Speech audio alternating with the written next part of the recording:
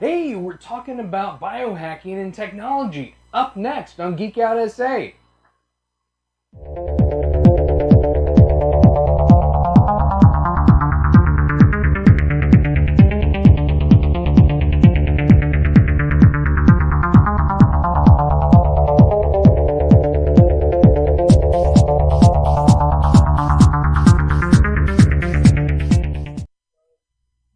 And welcome back to Geek Out SA. It's Friday and we're having fun. And we're here with Drew and Dale. Yay! And I'm over here at the desk. And she's over there at the desk, so that's something different. I'm trying not to tap you. Without take over. I'm like, So welcome, guys. Thanks for coming. We're talking about biohacking today. So what is biohacking? Because it's a real general term that can mean a lot of things. Messing with DNA, right? Yeah, they were well, that's one of the ways, because I've looked that up, and that's possible. Yeah, it was biohacking, or like in this instance, what we're gonna today putting chips in your hands, or what we're about to do with Dale, and just just kidding. So put a chip in his elbow or something. Which, if you're watching live, put in the comments, Dale, you need a chip. Let's see how many comments we can get to get Dale to put a chip live on air right now. Definitely. Do it. I just don't know. He keeps thinking about it, so viewers should make me do it live on air. Yep. In your elbow, Dale? Yeah. So then when you need to open stuff, you're just going to Right. swing You it? got hand, you just. Oh, that's a good that's why I put one on my right butt cheek. I just I hit my Nice. butt to the door. So much easier too than your hands. You're just going to kind of have it Yeah. blocked everywhere, so you can Yeah. just put your head down or I whatever. work with my hands too much. I just don't want it in my hands. He Yes. can put it in his hands. He's the fool. I'll just put it in my arm. But yeah, what the biohacking thought is, so for me, it's interesting. So I know there's a lot of controversy and do you want to be chipped or not chipped? And chips just one part of biohacking. But in essence, what we're, for this, I put several chips in my hands, RFID and 125 kilohertz, basically access control chips.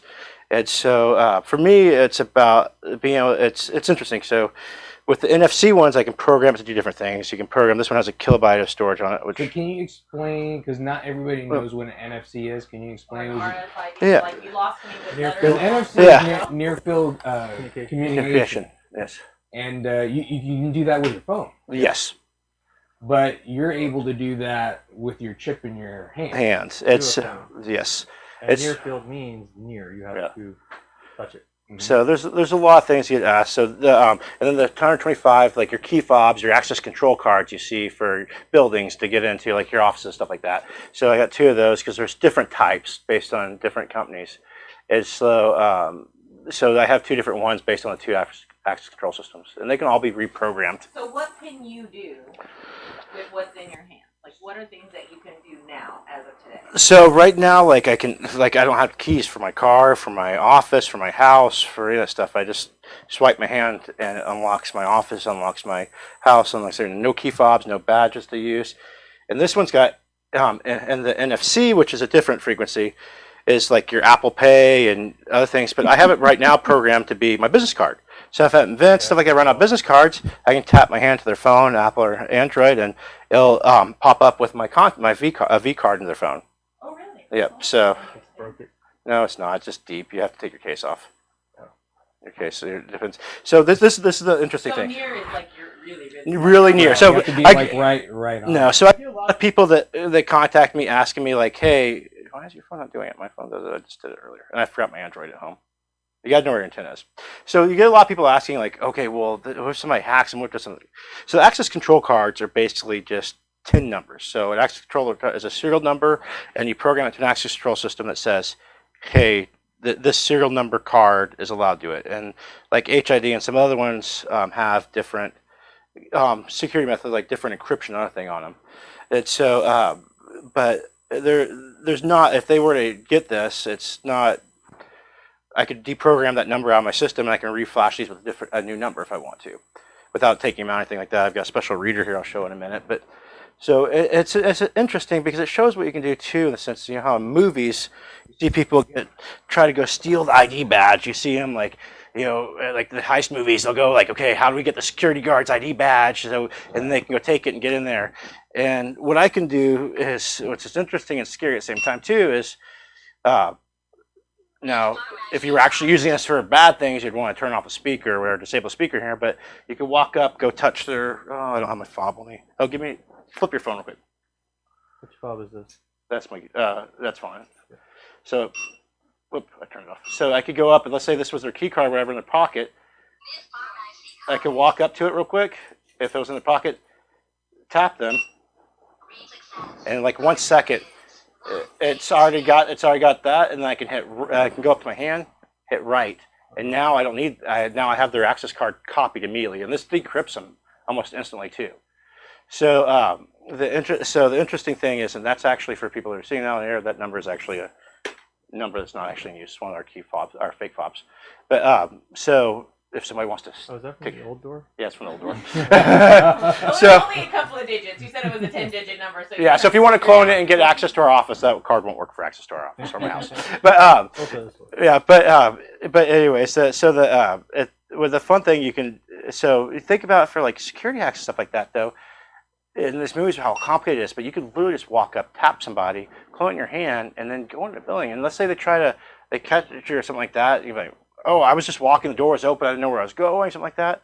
And so, do not do any of the stuff I'm talking about because you will go to jail. It's not bad. This is all hypothetical. And so if you and there's no ID card, there's no access control card. How many codes can one chip hold? It's one for the HID chips. Now, okay. So it's going to be one. It's for the we call it for the 125 kilohertz access control chip. That one can be reprogrammed a couple thousand times. A million times, something like that. Yeah. Oh, so you can just keep reprogramming. You can reprogram different ones if you wanted to. It's like mine. I have a program, so I have the same access control card across all my stuff. It's yeah.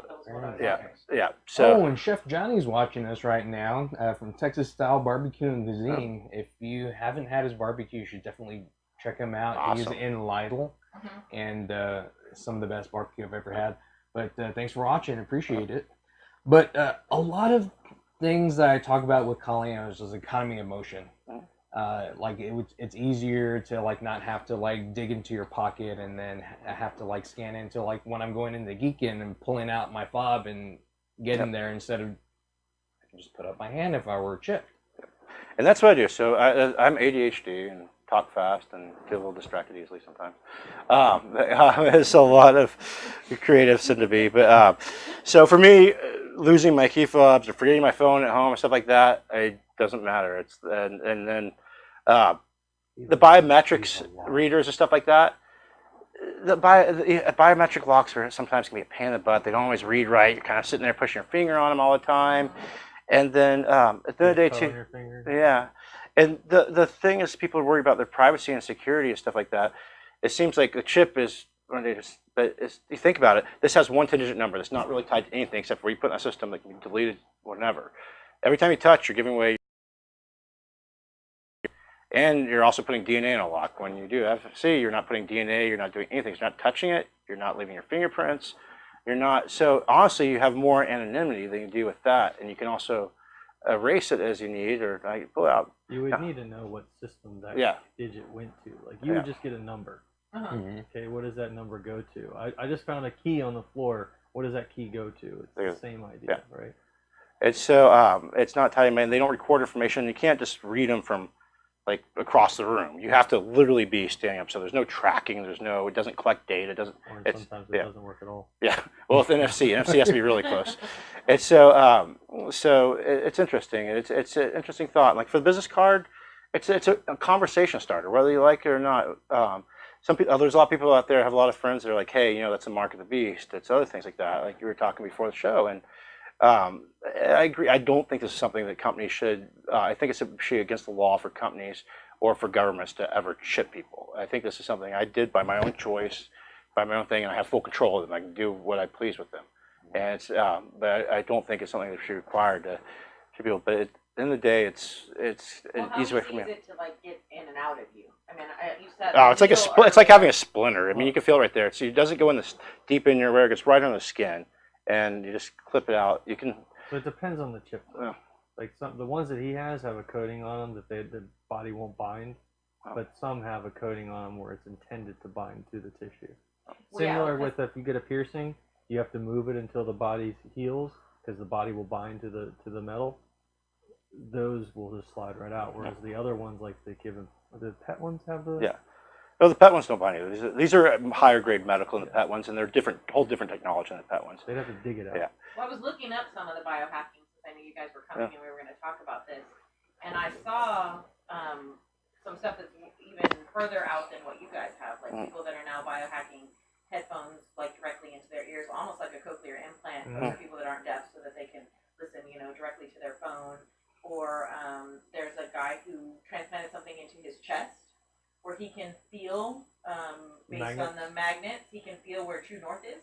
The girl that has the magnet fingertips. Magnet fingertips. So how far do you want to go with this? Are you going with it just to Play with it. I would not do. So there's thermal sensors. So if you look at dangerousthings.com, I mean, the safest place to buy implants is obviously from Dangerous Things.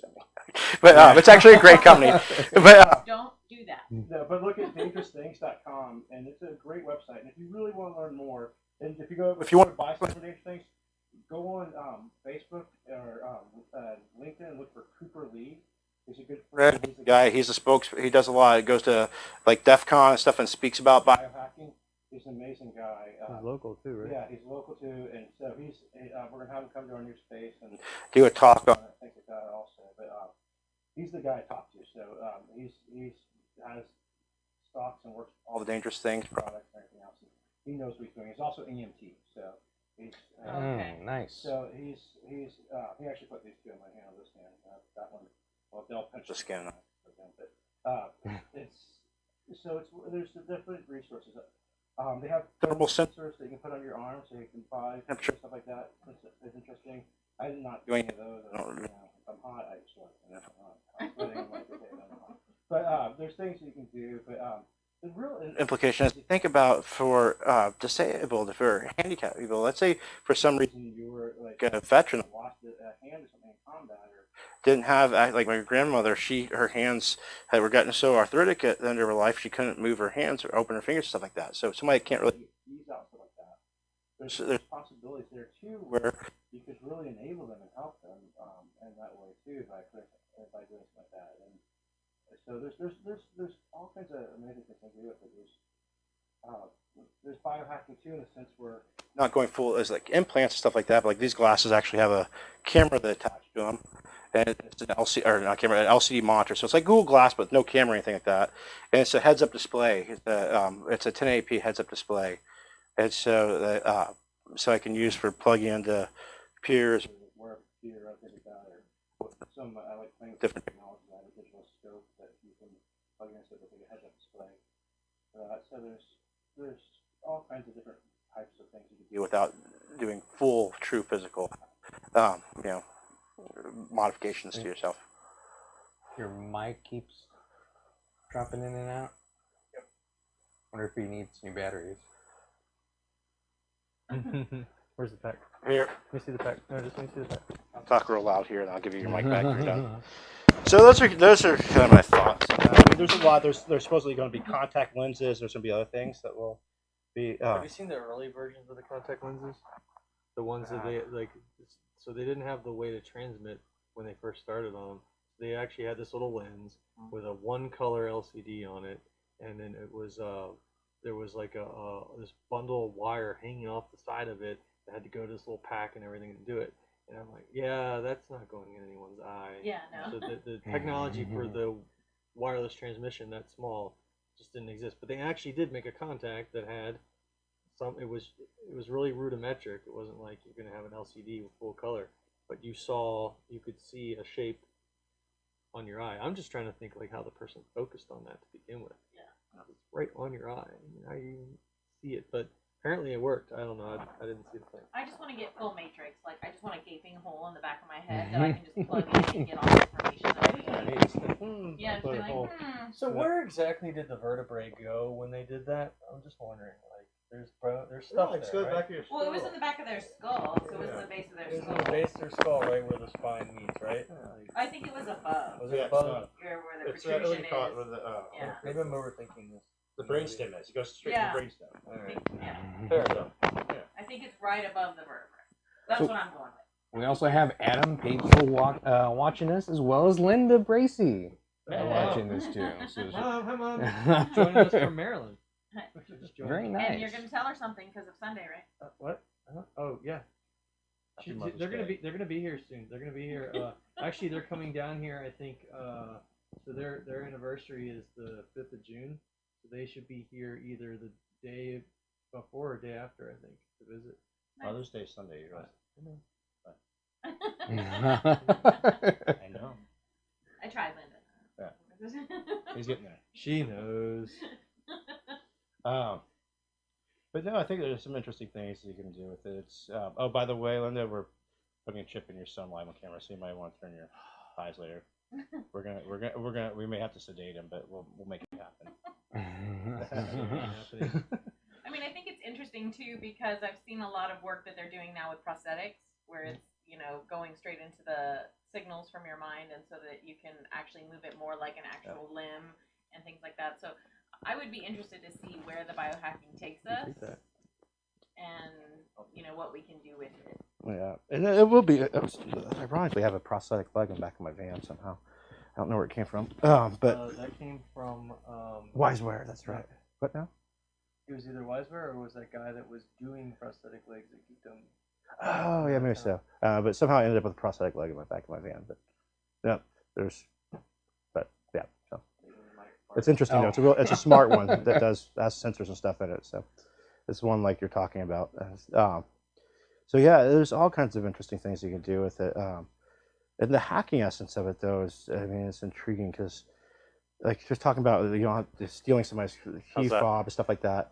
Really, at the end of the day, with this, what's scary is like a lot of jails, a lot of things like that. They don't use keys anymore. They use the access control cards. Mm-hmm. So it goes in. You can't detect these with a metal detector. And if you were to try to do X-rays, you could do X-rays and try to find them. But the problem is if somebody puts them in their elbow, they put them other places. Those are HID, right? They can be either. They can be HID or other ones. So we program for a bunch of are different there uses. any issues if you were to like go in for like an MRI or something like that? No, they've looked at. There's no with MRI and stuff like that. You should be fine. With the new ones, that's so. I mean, I go for an MRI later and see what happens. But it's one way to get them out, I guess. We could get some high-powered magnets to see how well they stay in your hand. Let's do that in jail too. Yes. Writing Panda says, tell Drue to stop posing as me at Geekdom. Who is that? Panda. Drue stole my key fob. Yeah, I did. No, no, Panda, that's okay. Dude. I gave your key fob to a whole bunch of other friends. Actually, Dale's been using that, and your parking pass, by the way. Thanks, dude. Appreciate it.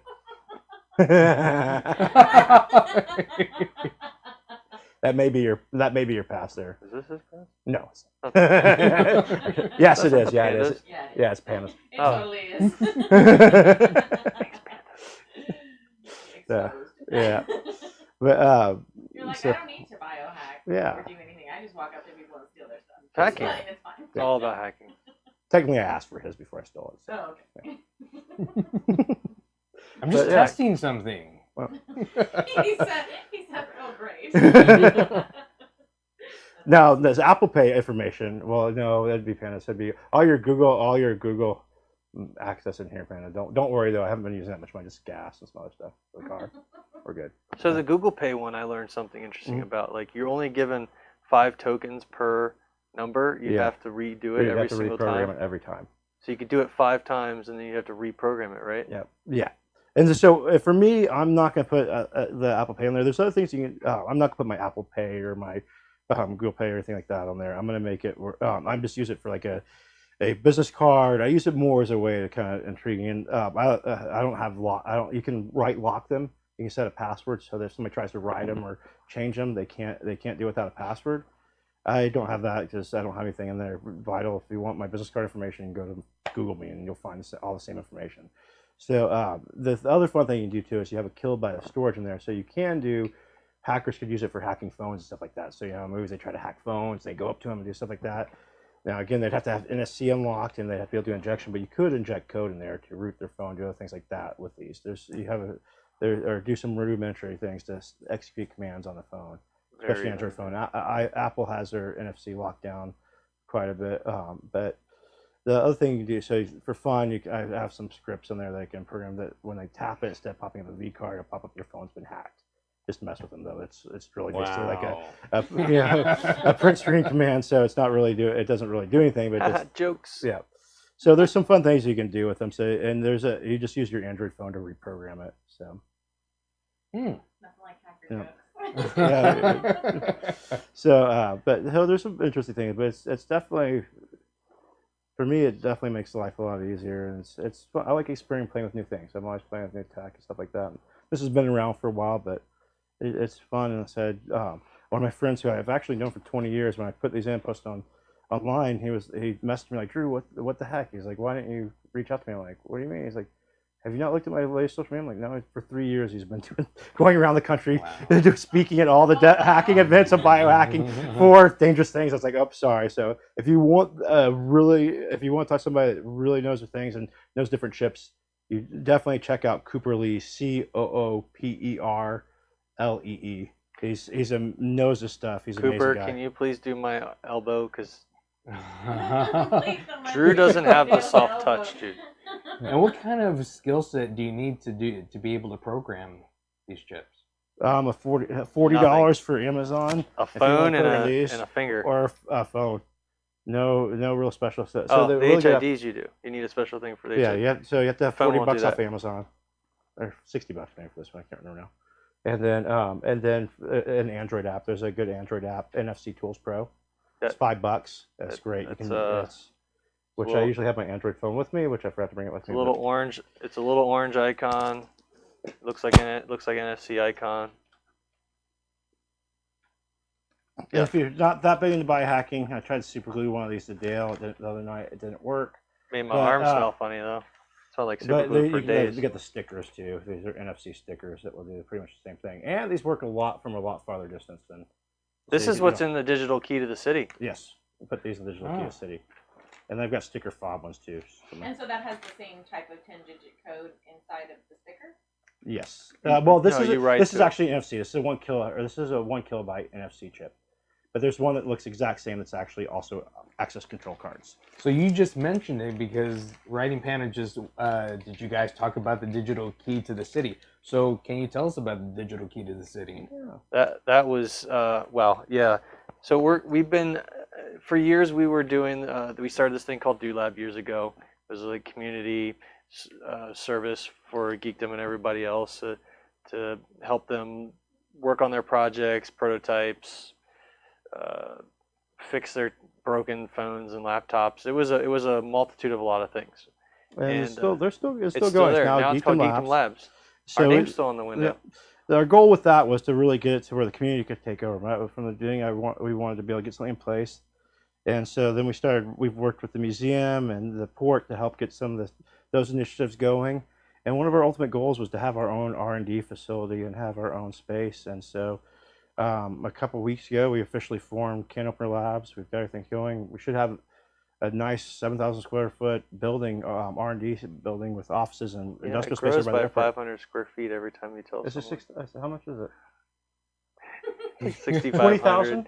Yeah. I thought it was 67. I don't know. Whatever. Okay. Well, anyway, it's 25 million square feet. It's huge. It's like we're wiping out the airport and we're putting our industrial space down there. It's gonna be amazing. And you'll have parking everywhere. We're gonna do like another 5 million square feet of parking. It'll be like IKEA on overload. So back to what we were saying. We've been leading to this for years, and so it's every single time something new and something crazy comes along, and then it's always last minute, and we go and scramble and do something.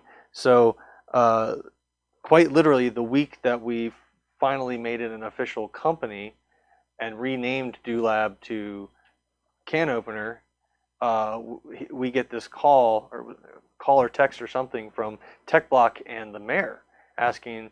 They want to do something new. Reed Hastings coming in from the CEO and founder of Netflix. He's coming to this event. We're going to give him the key to the city. Hush hush, but we don't want it to just be another brass key or whatever. We want it to be special. This is Tech Block technology. This guy founded one of the coolest things out there right now for binge watching movies, right, and shows. So they wanted it to be something special. So they came to us and said, hey, you all have been working on all these projects. You have crazy ideas, and Drew's a nut. So what can you do? We're like, give me a little bit, we'll figure it out. And so we developed this digital key to the city. It's an actual digital key. It's presented, it's acrylic, it looks nice, just like one of those big keys that they do the proclamation, they give them the key. Except this one lights up, it has a whole cityscape of the downtown skyline. The Bank of America building and the New Frost Tower, they both light up just like they do. And in the end was a USB key that stuck out that had photos and videos of the key being made, some other little things, our resumes. Hey Reed, what's up? You never know. You always want to get some cool clients. And on the back side was an HID that actually opens a real door in town.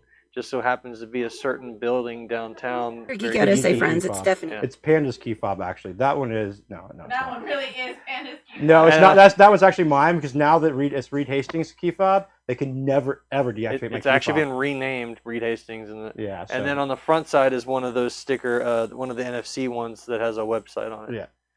Yeah. So we kind of it was last minute and we scrambled to do it, and we spent countless hours at night making this thing and putting it together, and it looked better than I thought it was going to look. I mean, yeah. So one of our specialties has always been to be able to do last minute creative. So that's what we're doing with Canopener, and the key was an example of that because over the years we've done a lot of things, and people have okay, well, what are your serious focus on this now? Yes, we have a long term, a 5-year lease on a new building. We have some other things in place, so we're a solid formed company. So this is our serious long term thing. And so everything from designing, helping create cool things like keys to the city to Essex. We did some stuff for Essex, like they needed some big laser cut for stencils. the festival tomorrow. Yeah, for the festival. And then we did some spray paint stencils. Yeah, then we did to helping some firms with software issues, other things like that, to designing. So everything from small projects that you need something fabricated or designed real quick, a part or something like that, all the way up to designing a product. We have a couple clients right now that have patents on their products, and they're now trying to build a prototype. So our main goal is so it's not just the two of you making stuff in this big space. Like other people are able to come and utilize the space. There's 3 of us. One of them is company. one of the former founders of Wiseware, David Elam. He's been helping with us as well.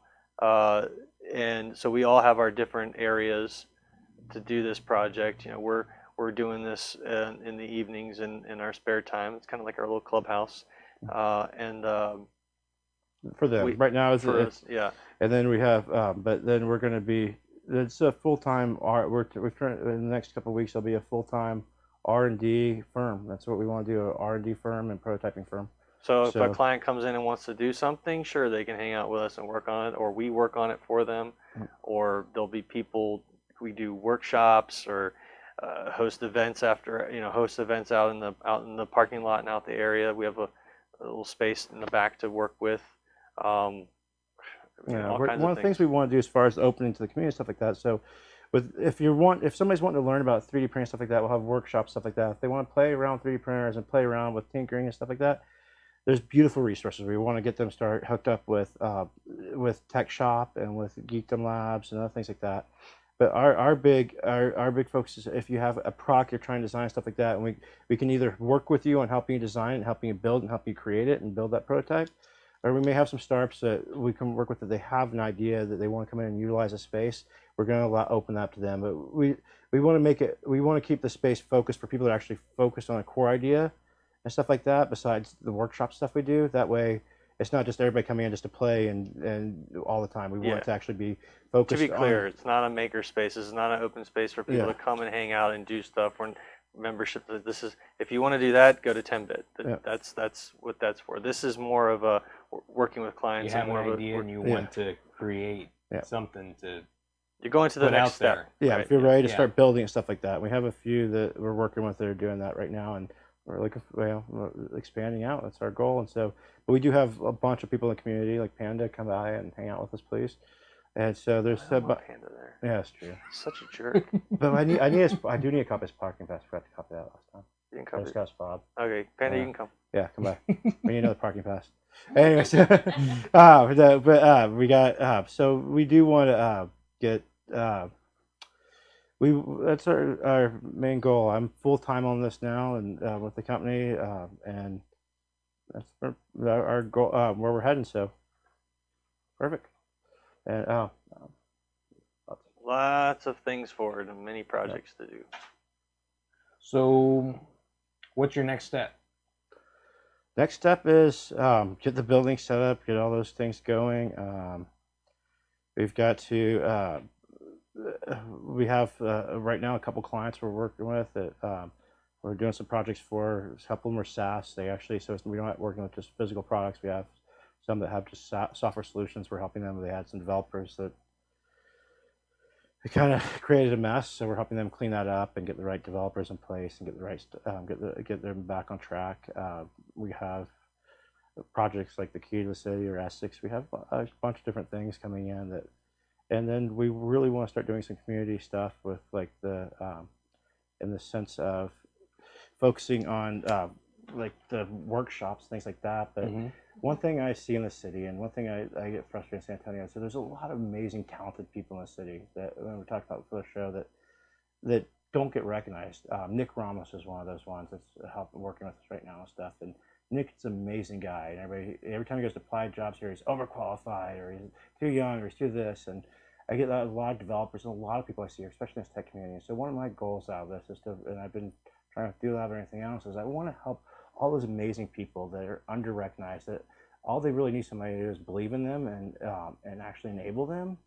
Is I want to start working with ways to to rise all this talent here. They have the skills, they have the things, they're just not recognized. They don't fit the cookie cutter old school mentality that we seem to still have in the city of, okay, well, if they need to match these resume line items and they need to fit this and they need to be able to sit in a cubicle all day and do that. All these amazingly talented, great people, we have a city full of them. To use this not only to help build products, do things like that, to help showcase the talent and people we have here, because there's so many of them. And so they're all just like kind of like laying there dormant and or not being listened to or frustrated or they gave up. I mean, like I wouldn't be where I am or have had this. I wouldn't have moved to Texas. I wouldn't have had that 15-year career at Rackspace if it wasn't for somebody taking a chance on me and letting me loose and letting me do it. I mean, and like he's saying with the overqualified thing, I get it. Overqualified, it's one of those things where the company might be afraid that they're going to spend a lot of time developing that person and put a lot of effort into that person, and they're only going to be there for a certain amount of time until they move on to the next shiny object that catches their attention because they're a rising star, they're intelligent or whatever, and it's going to be something that they go establish. But in reality, if you think about it, yes, that's all true. But also, what did you lose by not having that incredible, passionate person? Maybe you did take a chance on them, and they came in, and next thing you know, they went, balls to the walls and fixed everything, or helped you create these wild teams and helped you develop and cultivate your internal teams before they leave. Well, And then they brought you more sales, or they brought you more. Because it used to be a long time ago, and even I'm 45, so even when I was like 16 and first getting a job, you would go and talk to people, right? And you would go meet them, and they would get to know you. And yes, you had some qualifications, but even if you didn't have all the qualifications, if you could speak well, and if you could show that you had that drive, they would take you for a job. Now you're just an electronic data that some system is sorting through and putting you into piles. So through keywords. Yeah, you're missing out on this personal. Well, everybody I've hired, and Dale's seen it firsthand. A lot of the companies I've worked with, and you can talk to a lot of people I've hired. I never look at resumes. I don't care about resumes. I don't care about that. And most people I hired, I talked to and met different places. Garrett. We hired 2 people in the first 2 minutes of talking to them. Yep. And they were exceptional employees. I go on my gut. I go on what the potential is, and there's things you can see in people, and sometimes even if they don't have all the skills right at the bat, if you see that potential and you recognize the potential in them, and you believe in them and enable them, it's amazing what that can happen.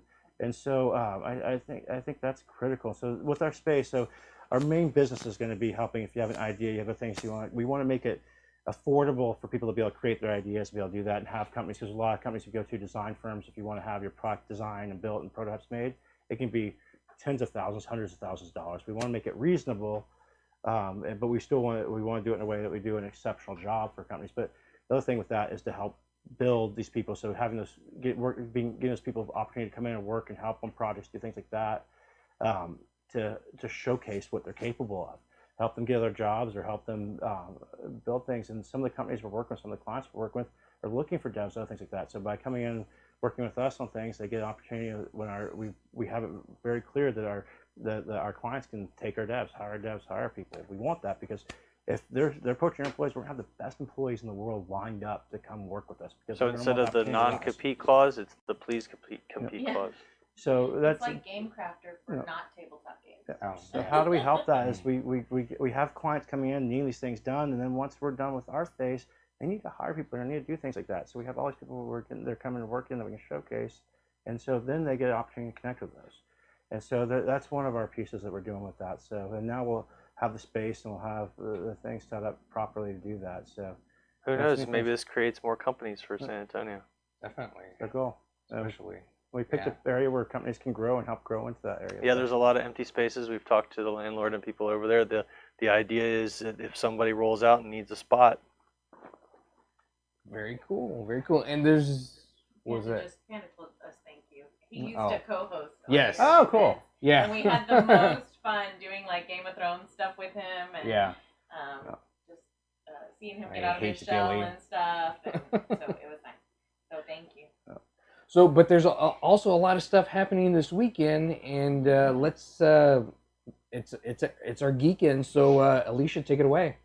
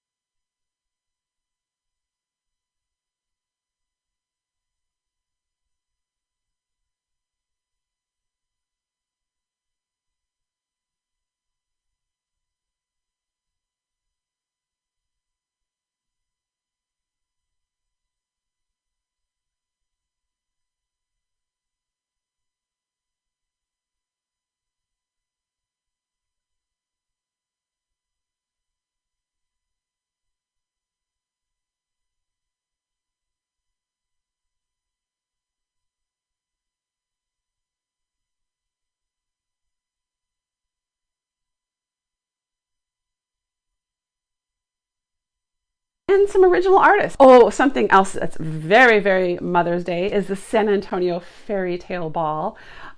It's going to be at the NOAA event venue, and it's going to have all of the Disney princesses. Everything you can think of: singing, dancing, games, crafts, story time, photo opportunities, and a big candy sweets table. So that sounds like a lot of fun. Totally cute if you have little ones. If you have tickets for the Night of Magic at the Magic Theater, they're doing a Willy Wonka themed fundraiser. There's a photography exhibit at the Victoria's Black Swan Inn.